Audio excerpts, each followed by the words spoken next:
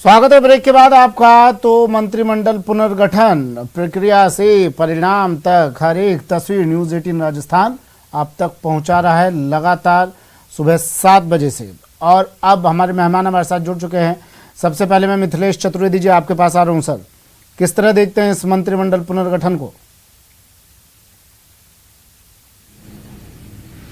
मंत्रिमंडल का पुनर्गठन है, ये सियासत के राजस्थान के मारवाड़ के जो जादूगर कहे जाते हैं उनका एक मास्टर स्ट्रोक कह सकते हैं। जिस तरीके की तमाम कवायद चल रही थी और भाजपा वाले कह रहे थे कि जो ही मंत्रिमंडल का पुनर्गठन होगा राजस्थान में राजनीतिक भूचाल आ जाएगा और उस भूचाल के बाद कांग्रेस सरकार गिर जाएगी।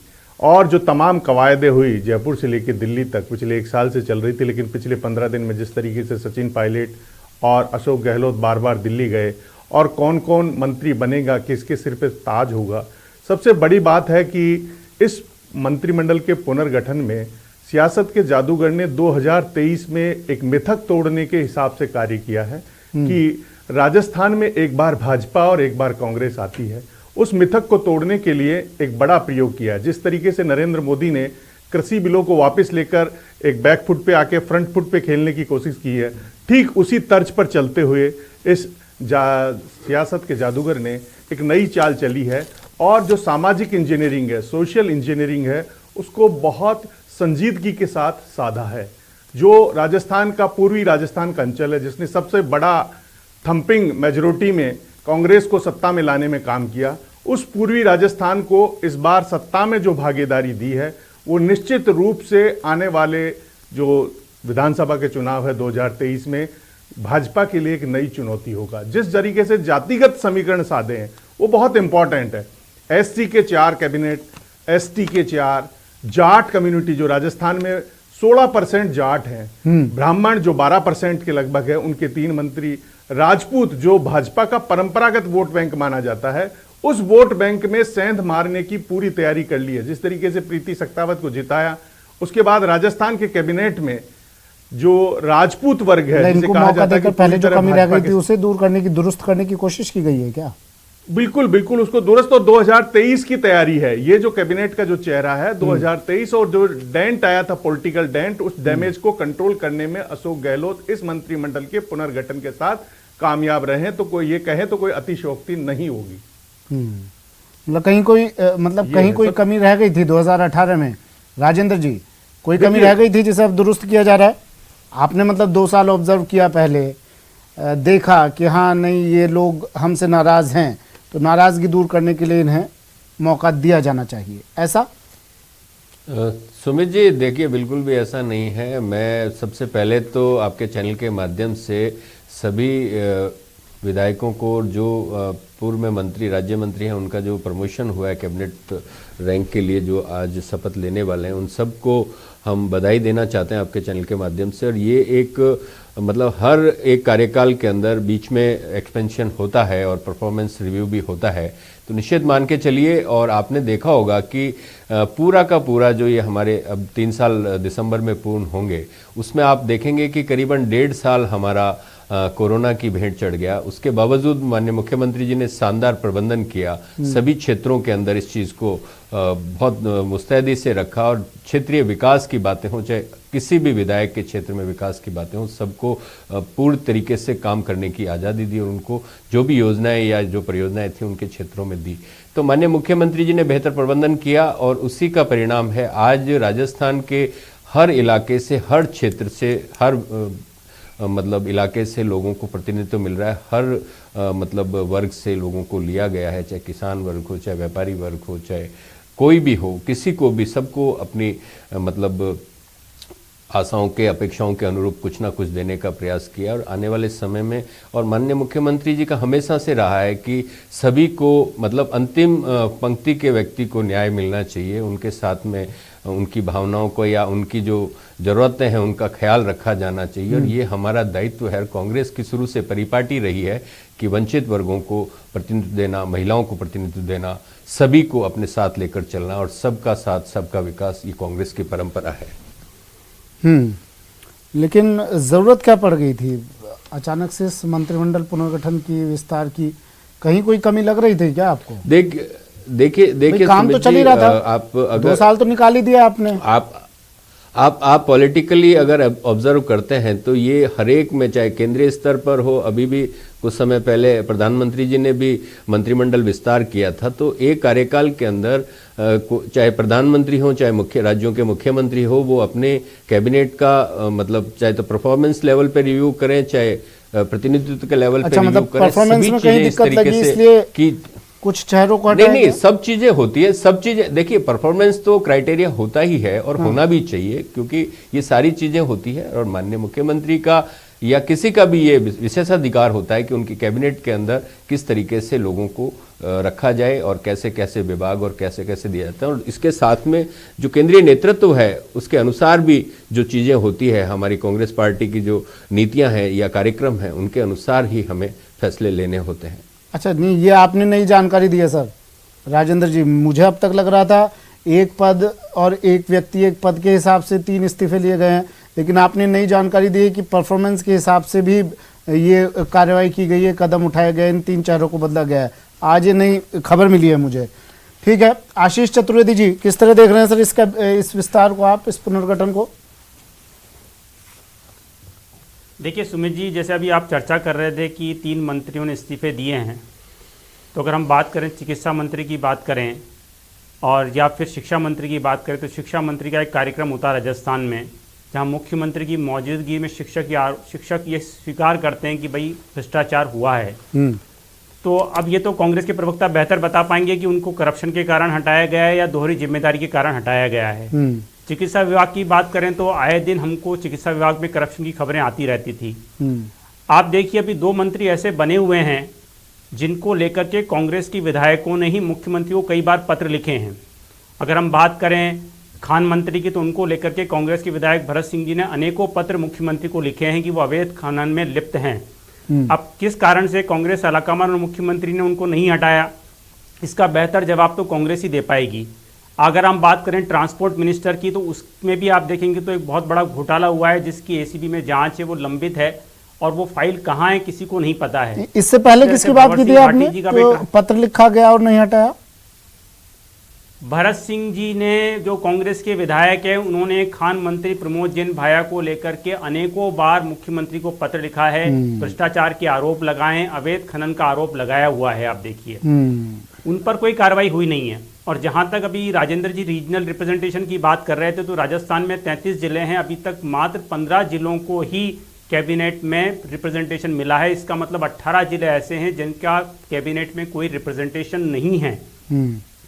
और देखिए सुमित जी, अभी जैसे मिथिलेश जी बोल रहे थे कि कांग्रेस का मास्टर स्ट्रोक है, तो मुझे लगता है कि हमको थोड़ा वेट एंड वॉच करना चाहिए, क्योंकि जो 13 निर्दलीय विधायक थे वो बहुत लंबे समय तक इस आस में कांग्रेस सरकार को समर्थन दे रहे थे कि उनकी भी मंत्रिमंडल में कोई जगह बनेगी, तो उनका क्या रिएक्शन होता है, हम इसका वेट करना चाहिए। और हमने आए दिन इस तरह की खबरें देखी। आप देखिए, अगर हम देखें जब से ये 3 मंत्री बर्खास्त हुए थे, सचिन पायलट जी, विश्वेंद्र सिंह जी और रमेश मीणा जी, तब से लेकर के जो 1.5 साल का कार्यकाल रहा है, इसमें आए दिन हमने इस तरह की खबरें सुनी हैं कि लोगों के काम नहीं हो रहे हैं। अगर हम बात करें अभी जिनको इंक्लूड किया है, हमाराम चौधरी जी को इंक्लूड किया है, ब्रजेंद्र ओला जी को इंक्लूड किया है, दोनों ने बाकायदा कहा है, ऑन ऑफिशियल रिकॉर्ड स्टेटमेंट उनके हैं कि भाई सरकार अगर हमसे बदला लेना चाहती तो वो अलग बात है, लेकिन जनता के तो काम होने चाहिए। आप देखिए वेद प्रकाश सोलंकी जी ने और मुरारी मीणा जिनको अभी इंक्लूड किया है, उन्होंने भी आरोप लगाए कि सरकार एससी विधायकों के साथ, एसटी विधायकों के साथ और मुस्लिम विधायकों के साथ भेदभाव करती है।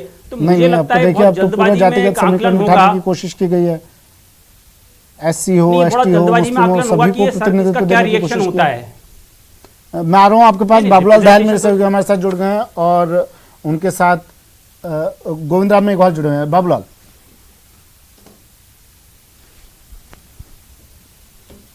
गोविंद मेघवाल के चेहरे पे मुस्कान है, बड़ा संघर्ष किया है और अब कैबिनेट मंत्री के रूप में आज शपथ लेंगे। गोविंद मेघवाल जी, कल जब मैं आपके पास आया था, पता तो आपको था, लेकिन खुलासा नहीं कर रहे थे आप। देखिए, ये पार्टी की रणनीति होती है। दूसरा ये हकीकत भी है कि जब तक इनकी लिस्ट फाइनल नहीं हुई, हमें ऑथेंटिक सूचना नहीं थी। और हम लोग मतलब जब तक ऑथेंटिक बात ना हो और वो बात खामखा बढ़ा चढ़ा के कहे, तो उसका कई बार विपरीत असर पड़ता है। अच्छा, ये बताइए, कितने खुश हैं? गोविंद मेघवाल ने बरसों संघर्ष किया है और आज एक साधारण सा कार्यकर्ता इतना संघर्ष करते करते कैबिनेट मंत्री के ओहदे की शपथ लेगा, तो उसके दिमाग में क्या चल रहा होगा? देखियो, सच्चाई तो ये है कि इस प्रजातंत्र में और इस देश के अंदर मेरे जैसे हजारों कार्यकर्ता कई बार बेचारे संघर्ष करते करते जो है ना चले जाते हैं। लेकिन मैं धन्यवाद देना चाहता हूँ मुख्यमंत्री जी को, हमारे आदरणीय शीर्ष नेतृत्व को। इन्होंने हमारी पहचान की और हमें यहाँ तक लाने में इनका बहुत महत्वपूर्ण रोल है। और मैं इसका जो इन्होंने मेरे पे भरोसा किया है, अब मेरी ड्यूटी बनती है कि मैं रात और दिन मेहनत करके पार्टी को मजबूत करूं और जो दलित वोट बैंक या ऐसे लोग जो बहुत ही गरीब जातियों में या पिछड़े हुए दलित है, माइनॉरिटी है, बैकवर्ड है, किसान है, इन लोगों को वापस कांग्रेस के साथ जोड़ करके और कांग्रेस को हम लोग और ज्यादा मजबूत करें। क्योंकि अभी जो देश के हालात है, अभी खाली डेमोक्रेसी वाला चुनाव वाली बात नहीं रही है। अब सच्चाई ये है कि अभी देश के हालात मोदी जी और अमित शाह जी ने बहुत खराब कर दिए। लोकतंत्र खतरे में है। सारी संवैधानिक जो संस्थाएं हैं, इन लोगों ने एक तरह से कमजोर कर दिए। ये पूरे देश को अपने कब्जे में लेना चाहते हैं। आप किसी भी क्षेत्र में देखें, चाहे वो बैंक है। तो क्या बाबा भीमराव अंबेडकर के सिद्धांतों का पालन करने वाले नेता माने जाते हैं आप? तो किस तरह से अंबेडकर के विचार को आम आदमी तक पहुंचाया जाए, आपकी एक सोच रहती है? आपको लगता है कि वो विचार धरातल तक जाएगा तो कांग्रेस पार्टी कभी चुनाव नहीं हारेगी? देखिए, बाबा साहब भीमराव अंबेडकर साहब विश्व के 6 जो विद्वान थे उनमें से एक थे। और जब देश में संविधान बनाने की बात आई आजादी के बाद, तो विदेशों में भी कहा गया, उनका विचार आप किस तरह से इम्प्लीमेंट करता है कांग्रेस? उनका देखिए, वो बाबा साहब ने कहा था, जब तक इस देश में मेरा संविधान जिंदा रहेगा, डेमोक्रेसी जिंदा रहेगी। यहाँ लड़ाई भी विचारधारा की। एक तरफ सांप्रदायिक ताकतें खड़ी जो पूरे देश में संविधान को नष्ट करने में लगी हुई है, संवैधानिक संस्थाओं को नष्ट करने में लगी हुई है, डेमोक्रेसी को नष्ट करने में लगी हुई है। इस टाइम में हम लोग संविधान को मजबूत करना, और डॉक्टर भीमराव अंबेडकर साहब की जो विचारधारा थी, उनकी ये थी जो एकदम किनारे पे अंतिम प्रायोरिटी क्या रहेगी? एक बड़ा महत्वपूर्ण विभाग आपको मिलने वाला है, किस तरह की प्राथमिकताएं आपकी रहेंगी? पूरी रात तो आप बड़े कई सपने देखे होंगे आपने, तो क्या चल रहा था आज? देखिए, मैं तो मेरे काम में विश्वास करता हूँ। मुझे जो भी ड्यूटी देंगे, मेरा एक ही लक्ष्य है कि इस देश में समानता आए, जाति विहीन समाज बने, और ये जो ऊंच नीच का भेदभाव है ये खत्म हो। और जो कांग्रेस ने इस देश को विकास की ओर आगे बढ़ाया है, उसी लाइन को हम आगे बढ़ा करके और इस देश में ऐसी व्यवस्था करें जिससे हर आदमी यहाँ सुखी रहे। क्योंकि यहाँ कभी मोमडन्स को आतंकवादी कह के हम लोग गाली देते हैं, कभी सरदारों को, जब अभी किसान लड़ रहे थे, आज 700 किसान शहीद हो गए हैं। अगर केंद्र की सरकार में थोड़ी बहुत भी सजगता होती तो आज इनको गलती मांगनी नहीं पड़ती। तो गांव, गरीब, दलित, पिछड़े, वंचितों के लिए क्या कुछ आइडिया है आपके दिमाग में जिसको आप इम्प्लीमेंट करेंगे? मेरे दिमाग में आइडिया ही वही है। अच्छा। कि जो आदमी समाज में हर अपने अधिकार से वंचित है, जो सुविधाएं नहीं मिल रही है या मूलभूत सुविधा नहीं मिल रही है, लाइट है, पानी है, बिजली है, या वो किसी तरह से असुरक्षित जीवन जो जी रहे हैं, उसको हमें अधिकार के प्रति जागरूक करना और उन्होंने एक जज्बा पैदा करना। और मैं तो ये कहूंगा, हमें उस घर में दिया जलाना है जिस घर में सदियों से अंधेरा है। वाह वाह वाह। तो इस अंधेरे को आप दूर करेंगे। ये बताइएगा कि आपका सिलेक्शन तो करना बहुत टफ रहा सीएम गहलोत साहब के लिए और पार्टी हाईकमान के लिए। ठीक है, मैं फिर से लौटूंगा आपके पास। महेश जुड़ गए हमारे साथ, उनके साथ ममता भूपेश मौजूद है। महेश, गांधी जी हो, हमारे प्रभारी अजय माकन जी हो, अध्यक्ष जी हो, और खासतौर से मुख्यमंत्री जी जिन्होंने मुझ पे भरोसा जताया। नहीं तो हमने 3 वर्ष कार्य किया, जनता की सेवा करने का प्रयास किया, और जो भावनाएं जनता ने कांग्रेस सरकार के प्रति देखी हुई थी उनके ऊपर हमने खरा उतरने की कोशिश की।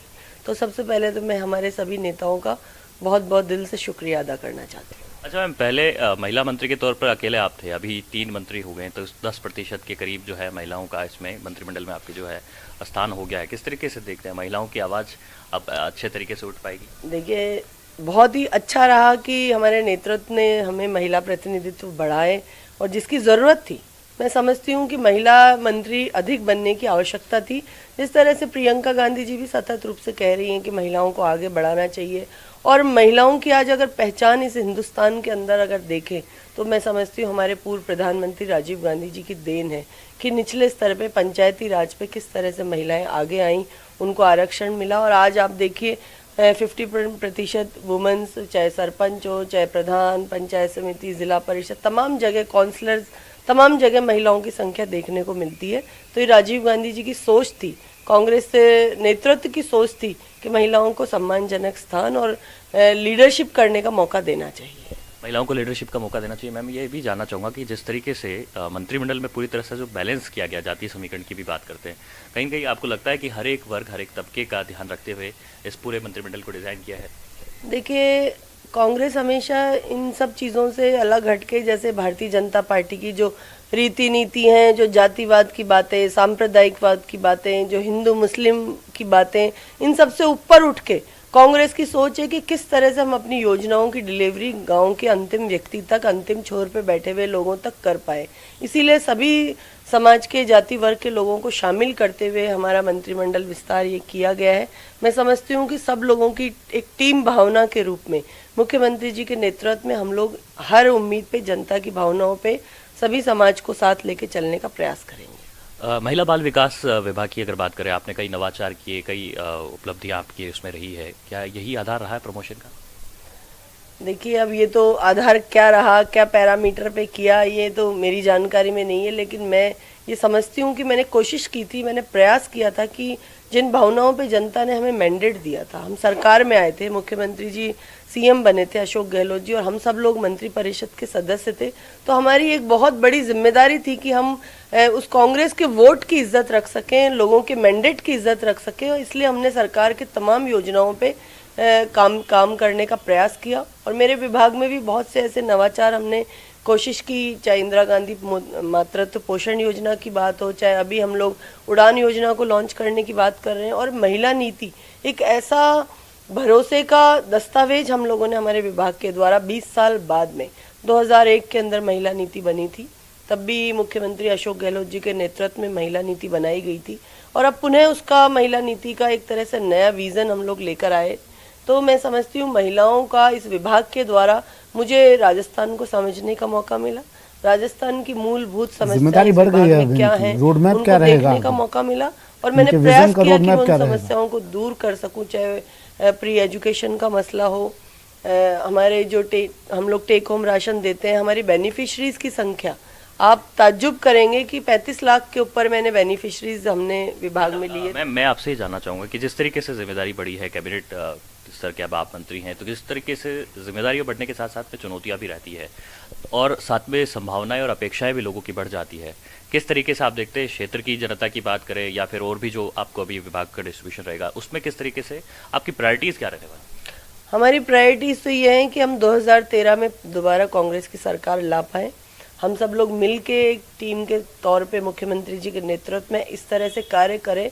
आज 3 वर्ष हो गए, चारों तरफ जनता कांग्रेस के कार्यकलापों की प्रशंसा करती है। राजस्थान में अभी आप पंचायती राज चुनाव देखिए, म्युनिसिपल चुनाव देखिए, अभी बाई इलेक्शन देखिए, जनता ने, राजस्थान की जनता ने आगे होके कांग्रेस पे भरोसा जताते जा रहे हैं। तो कहीं ना कहीं हमारे जो कार्यशैली है, हम सब लोग टीम के रूप में कार्य कर रहे हैं, तो उस टीम का एक प्रारूप देखने को मिला, और आगे भी हम इसी तरीके से कार्य करते रहेंगे। मैं समझती हूँ कि राजस्थान की जनता निश्चित तौर पे खुश होके हमारे कार्यों पे, हमारे पे भरोसा जताएगी। दोसा सिकराय की जनता भी काफी ठीक है, फिर से चर्चा शुरू कर लेते हैं, आपको लिए चलते हैं फिर से डिबेट में। हमारी चर्चा में मेहमान लगातार जुड़े हुए हैं हमारे साथ। डॉक्टर वरुण पुरोहित, अब मैं आपके पास आ रहा हूँ सर।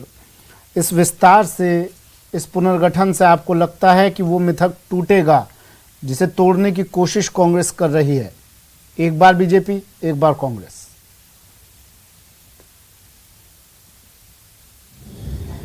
देखिए, मिथक तो 2023 का चुनाव आएगा जब टूटेगा, अभी तो 2 वर्ष बाकी हैं।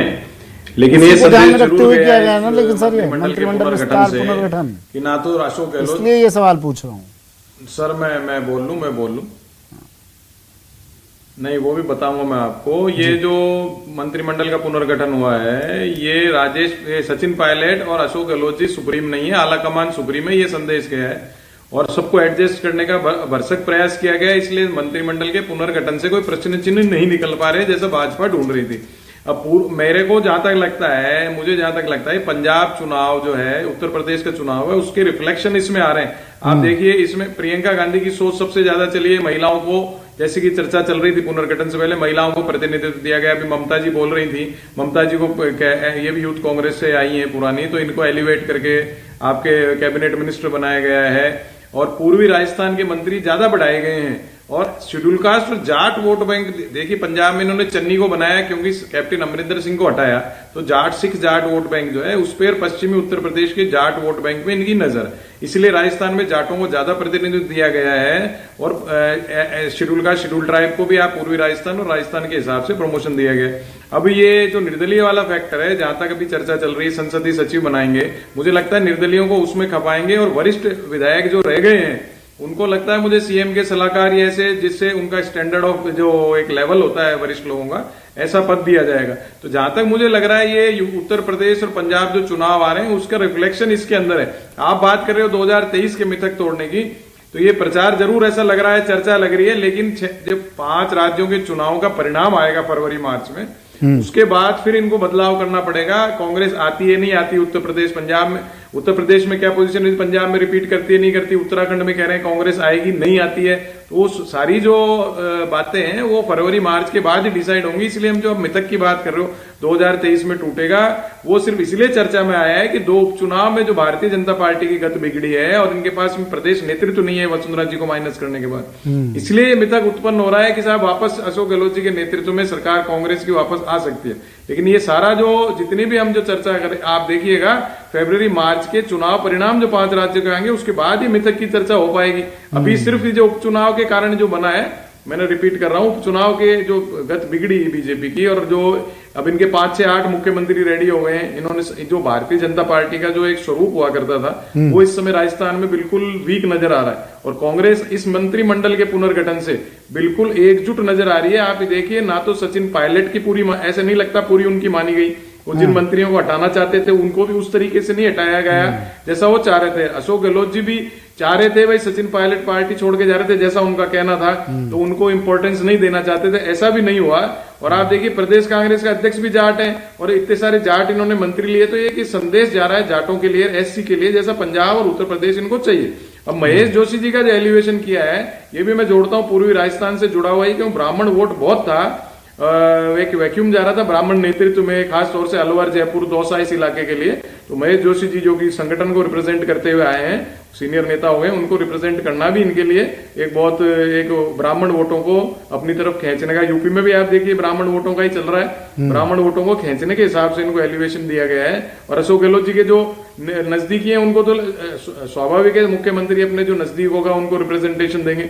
लेकिन अब ये संसदीय सचिव और जैसे मुख्य सचेतक की पोस्ट खाली हो गई और मुख्यमंत्री सलाहकार किन किन को बनाते हैं, उससे आगे का संदेश आपको क्लियर होगा। राजेंद्र मेघवाल जी, यूपी पर नजर है राजस्थान में बैठकर? यूपी पे नजर नहीं है, कांग्रेस की शुरू से इस देश पर नजर है और कांग्रेस ने इस देश को मतलब स्वतंत्रता दिलवाई और इस देश के नवनिर्माण में कांग्रेस ने जो नींव रखी थी, उस नींव के ऊपर इतनी भव्य इमारत आज पूरे देश में खड़ी है। आप देख रहे हैं, हम और आप यहाँ बैठकर जो चर्चाएं कर रहे हैं, 1947 में कल्पना कीजिए कि क्या इस देश का स्वरूप था।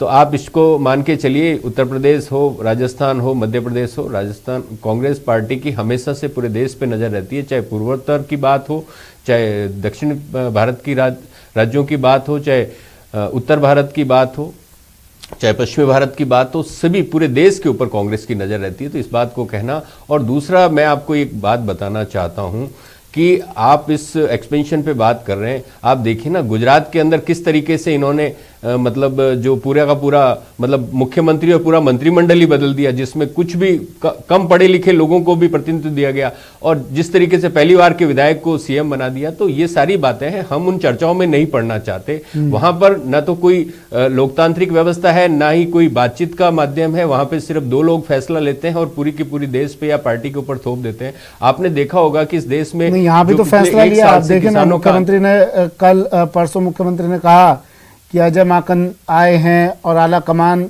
जाने, अजय माकन जाने। हमें नहीं, ठीक है, मैं इस सवाल के साथ आऊंगा। सचिन पायलट प्रेस कॉन्फ्रेंस कर रहे हैं।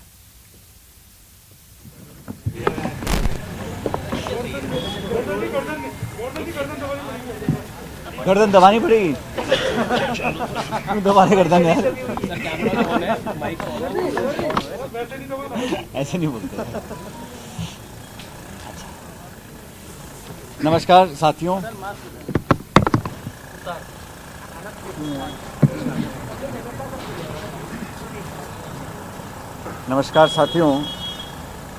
जैसा कि आपको मालूम है कि कल राजस्थान के कैबिनेट का पुनर्गठन की प्रक्रिया हुई है और आज महामहिम राज्यपाल महोदय नए मंत्रियों को शपथ दिलाएंगे। मैं समझता हूँ बहुत गहन चिंतन के बाद और बहुत चर्चा विमर्श करने के बाद पार्टी ने और नेतृत्व ने जो कदम उठाया है उससे एक अच्छा संकेत पूरे प्रदेश में जा रहा है। जिस बात को लेकर कई बार हम लोगों ने इस मुद्दे को भी उठाया था और मुझे खुशी है कि कांग्रेस पार्टी ने, सोनिया गांधी जी ने, आलाकमान ने और प्रदेश की सरकार ने इसका संज्ञान लेकर जो कुछ कमियां थीं उसको पूरा किया है और जिस दिशा में हम चल रहे थे उसको और गति देने का काम किया है। इस नई कैबिनेट में 4 दलित मंत्रियों को जगह दी गई है, जो मैं समझता हूँ अपने आप में बहुत बड़ा संकेत है कि अखिल भारतीय कांग्रेस कमेटी, प्रदेश की सरकार और हमारी पार्टी चाहते हैं कि जो दलित हैं, उपेक्षित हैं, पिछड़े हैं, गरीब हैं, उन लोगों का रिप्रेजेंटेशन हर जगह होना चाहिए। और क्योंकि हमारी सरकार के अंदर काफ़ी समय से कोई दलित का रिप्रेजेंटेशन नहीं था, अब उसकी न सिर्फ भरपाई की है लेकिन अच्छी बड़ी संख्या में दलित समाज के लोगों को कैबिनेट रैंक देकर, दर्जा देकर मंत्रिपरिषद में शामिल किया गया है। इसी प्रकार हमारे जो आदिवासी भाई बहन हैं उनका भी रिप्रेजेंटेशन बढ़ाया गया है। मैं समझता हूँ ये एक बहुत ज़रूरी और आवश्यक कदम था जिसको कांग्रेस पार्टी ने और सरकार ने आगे ले जाने का काम किया है। जो तबका हमेशा से कांग्रेस पार्टी के साथ खड़ा रहा उसको एक प्रोपोर्शनल रिप्रेजेंटेशन, एक पार्टिसिपेशन देने का काम किया है। और मैं धन्यवाद देना चाहता हूँ श्रीमती सोनिया गांधी जी का, अजय माकन जी का, अशोक गहलोत जी का, डोटासरा जी का। सब लोगों ने, सब नेताओं से चर्चा करी है और इतना बड़ा जो फेरबदल हुआ है ये बहुत व्यापक दृष्टिकोण रखकर किया गया है।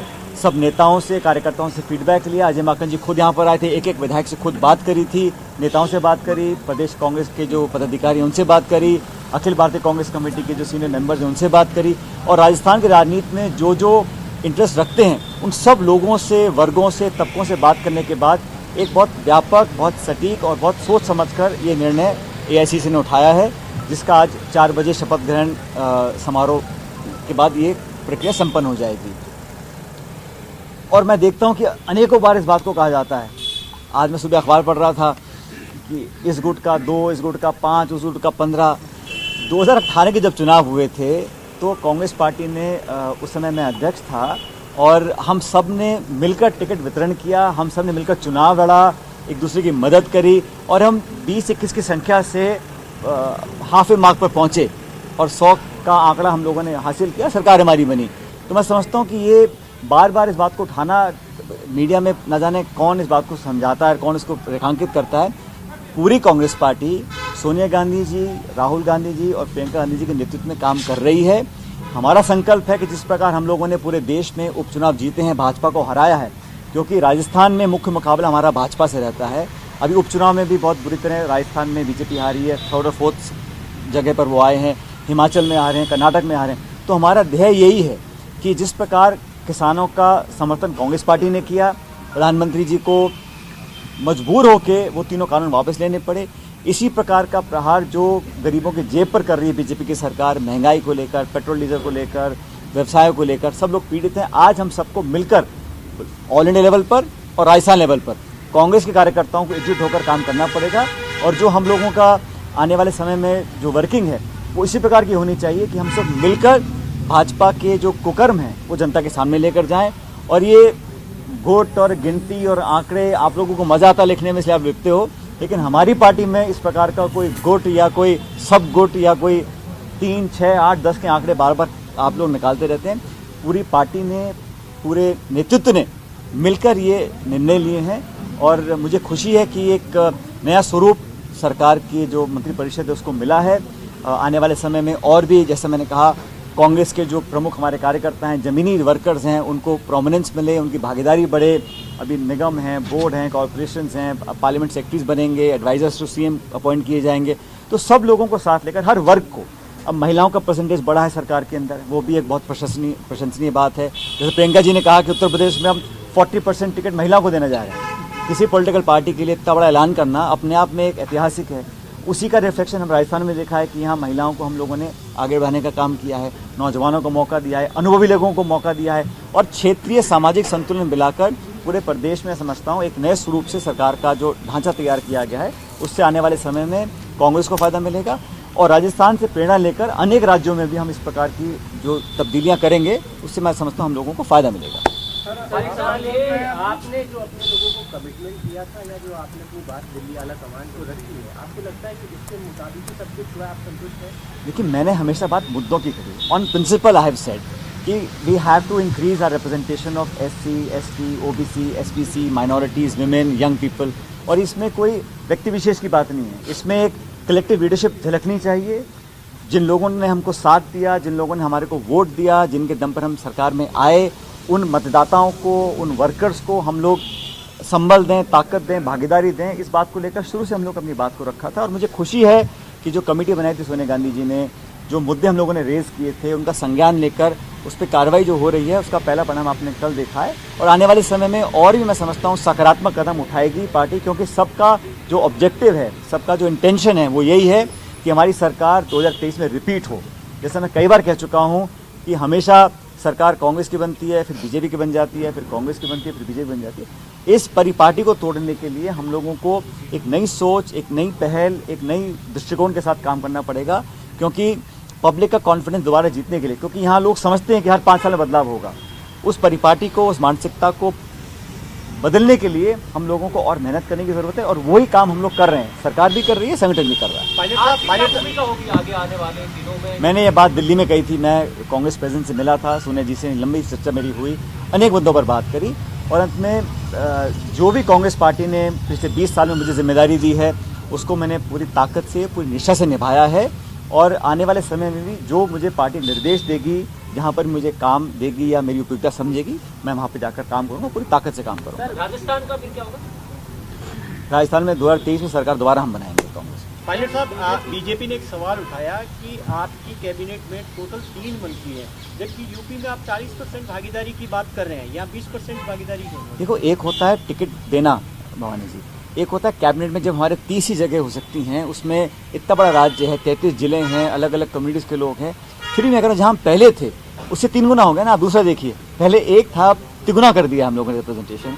और ये मैं समझता हूँ कहीं ना कहीं इसमें प्रियंका गांधी जी की भी छाप है, क्योंकि वो हमेशा महिलाओं के लिए उनका नेतृत्व आगे बढ़ाने का एक नारा देकर आई हैं लखनऊ में, तो उसका रिफ्लेक्शन यहाँ पर देखा। और महिलाओं को हमेशा मैं समझता हूँ हम लोगों को आगे बढ़ाना चाहिए, चाहे टिकट वितरण हो, चाहे कैबिनेट हो या बाकी अभी अपॉइंटमेंट्स और भी होने हैं, पॉलिटिकल अपॉइंटमेंट्स, उस पर भी महिलाओं को आगे और मौका मिलना चाहिए। राजस्थान में भी क्या बात मेरी अकेली की नहीं है, मैं कह रहा हूँ ना, हम लोगों ने सिद्धांत को लेके के एक प्रिंसिपल पे एक इशू उठाया था, उसका निराकरण, उसमें आगे हम लोग बढ़ रहे हैं, एक संतोष की बात है। और जैसे मैंने कहा, पूरे जो 30 मंत्री बन सकते हैं, 30 मंत्री बनाए हैं, लेकिन कोशिश यही की गई है कि इसमें किसी को छोड़ा ना जाए।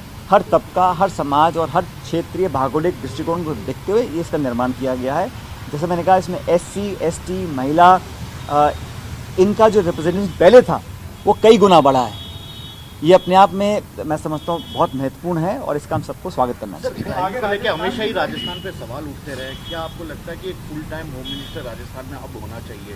देखिए, डिपार्टमेंट अपना काम कर रहा है और अगर कहीं किसी डिपार्टमेंट में अगर कुछ कमियां भी हैं उसको हम सुधारने का काम करेंगे। लेकिन टोटल गवर्नेंस एक कलेक्टिव लीडरशिप की होती है, एक डिपार्टमेंट, एक विभाग, एक पोर्टफोलियो की नहीं है। पूरा कैबिनेट, पूरी सरकार का एक कलेक्टिव लीडरशिप होती है और पब्लिक सरकार को आंकती है, विभाग को नहीं आंकती है।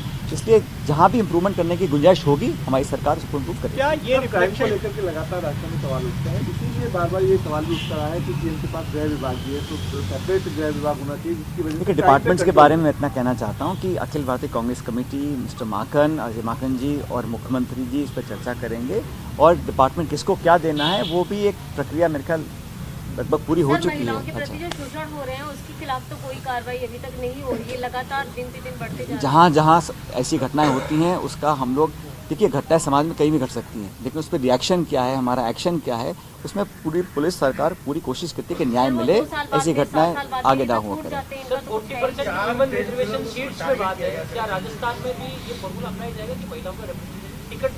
हम चाहेंगे अधिक से अधिक महिलाओं को टिकट मिले। अभी चुनाव 2 साल दूर हैं, लेकिन एक शुरुआत करी है उत्तर प्रदेश में और मैं समझता हूँ इसका अनुसरण अलग अलग राज्य भी करेंगे। लेकिन जो एक सेंस है, जो डायरेक्शन है, जो ख्वाहिश और इच्छा जो लीडरशिप की है वो है कि नए लोगों को, नौजवान लोगों को, खासकर महिलाओं को हम लोग आगे और रिप्रेजेंटेशन दें। सर आप ऐसा नहीं है, नज़र तो पूरे प्रदेश पर है भाई, लेकिन अलग अलग समीकरण हैं। हमारे कितने विधायक किस संभाग से आते हैं, किस समाज से आते हैं, वो सारी बातों को देखकर निर्णय लिया जाए। समाज को लेकर मुश्किल में सिर्फ आपने जो है रखा गया, तो मैंने कहा ना, महिलाएं पहले से 3 गुना कर दी हैं, माइनॉरिटी दुगने कर दी। ये अगला जो 2023 के चुनाव है वो आपके नेतृत्व में लड़ा जाएगा? अरे भाई, जो 2018 का चुनाव था वो भी कलेक्टिव लीडरशिप में लड़ा था ना। तो कांग्रेस में परिपाटी है कि हमेशा चुनाव कलेक्टिव लीडरशिप में लड़ा जाता है और सोनिया जी के, राहुल जी के नेतृत्व में लड़ा जाता है हर राज्य के अंदर। और राजस्थान में भी पहले भी चुनाव हमने कलेक्टिव लड़े थे, आगे वाले भी कलेक्टिव लड़े। लेकिन जो कांग्रेस में प्रदेश में आपका क्रेज रहा और जिस क्रेज के प्रति लोगों की आस्था रही और जितनी पूरी राजस्थान देखें या तो भाई, जितना काम मैंने 2013 में किया था उससे ज़्यादा काम मैं 18 में किया, 23 में उससे ज़्यादा और काम करूँगा, 28 में ज़्यादा और काम करूँगा, तो हम लोग तो और काम करेंगे प्रदेश में। पायलट साहब, जो ये बदलाव हम देख रहे हैं, क्या ये पॉलिटिकल अपॉइंटमेंट में, संगठन में भी आगे बदलाव में यही देखा जाएगा इसी तरीके से? देखिए, मैंने कहा ना आपको कि मुद्दा ये है कि जो कांग्रेस की बड़ी पार्टी है, हर गांव देहात ढाणी में हमारा वर्कर है, वो छोटे बड़े सब वर्कर्स को, नेताओं को लगना चाहिए कि हमारी सरकार में हमारी पूछ है। और ये